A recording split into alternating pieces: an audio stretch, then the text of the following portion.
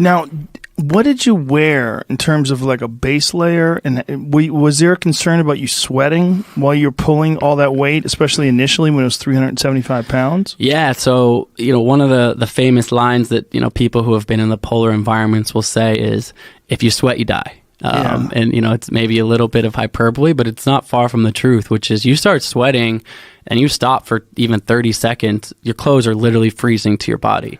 And so it was this crazy kind of balance of being able to pull the sled, get your heart rate elevated enough to keep your body warm, but not too warm that you were sweating. And so any second I would start sweating, I would strip layers off. So there was times, especially when there was no wind, it'd still be ambient temperature, -20, -25, but I would just have like a thin Gore-Tex jacket on and one base layer. That's it. I mean, were you wearing merino?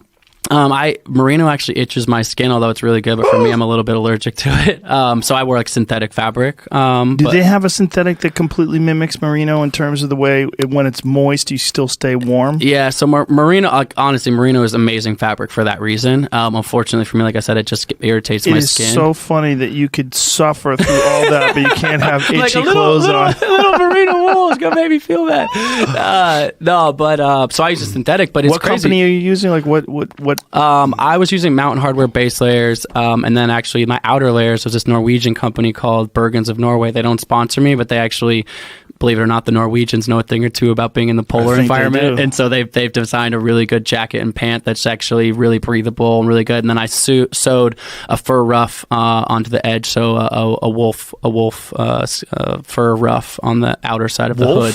I think it's wolf, yeah. Wolf fur. Wolf fur. I thought you were saying wool. Well, then I was like, it sounds like wolf. You know more about this than me. I'm not I hope I don't annoy your audience. I am not a big hunter myself. I've never done that, a lot of that. But yeah, it's a wolf fur. Well, they know how to survive in the cold. Yeah, exactly. So now the base layer is a synthetic. What is the material that it's made out of? The base layer is it's a synthetic, like a polypropylene, something and so like that. When it sweats, it dries quickly. Is that the idea? Yeah, so it sweats, it dries quickly. But the idea was just to not get it wet, so basically strip down as much as possible.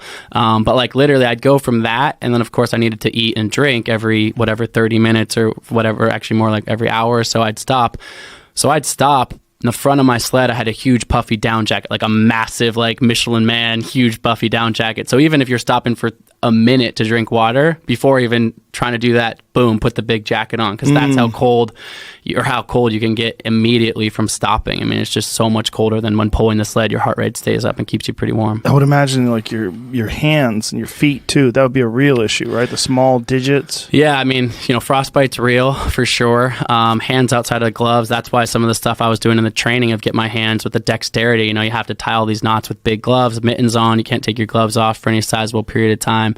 If you look back on a lot of my photos, I've actually got tape on my face over across my nose and my cheeks. I saw that. And that's because I started getting tiny little bits of frostbite on the bottoms of my nose and on my cheeks, because I'd wear a full face mask, buff, everything, but even, tiny little, one, needle prick of wind on your face throughout the day and that cold, it's going to turn into a cold injury. And so I started getting a few cold injuries on my face. Nothing, too bad. You're looking. Do you grease your face up or anything? Like mostly the tape, and then so I had a little bit of like Vaseline or like chapstick type of stuff on some of the bad areas. The one thing actually that I did that I'd never done before, but actually worked well, was a tip that I got, which was my fingers started cracking really, really bad from the cold. And so they were like really painful. And I actually was putting super glue into all of those basically little micro cuts on my fingers, which when someone told me that as a trick, I was like, really? But turns out it's actually a really good trick. So it's kind of super gluing these cuts on my fingers back together. And that actually worked reasonably well, all things considered. I mean, all things considered is the operative word, but it worked. Yeah. Wow. So you're wearing what about your eyes? So I'm wearing goggles. But funny enough, I had a couple of, fancier, nicer ski goggles with me. But yeah, there's the tape on my face right there. But yeah, it's like, that's actually just like the normal K-tube tape, like a physio tape that you'd see like athletes wearing. And I just had it in my repair kit. It wasn't meant for this purpose, but I was like, what do I have that I could put on my face to block it a little bit better? But I had those goggles on some of the time, but the goggle that I wore the most was one that you might use for motocross, because it has like a plastic face mask over the front of it. it because the wind, when it was blowing, it would just kind of blow around. So sometimes I had this fleece draped over my face, but it would blow too much. And so I had this more plastic face mask. Yeah. So that's one you can see. Look how frozen it is on the inside. That is so crazy. Oh my God, man. There, and then like this neoprene mask underneath. So I had like double face mask, double tape, like anything to just, keep me warm. I would never have suspected that it was so high above sea level there. Yeah. So you've got whatever it is, 9,300 feet at the South Pole. So it's basically just like elevated ground, but it seems flat.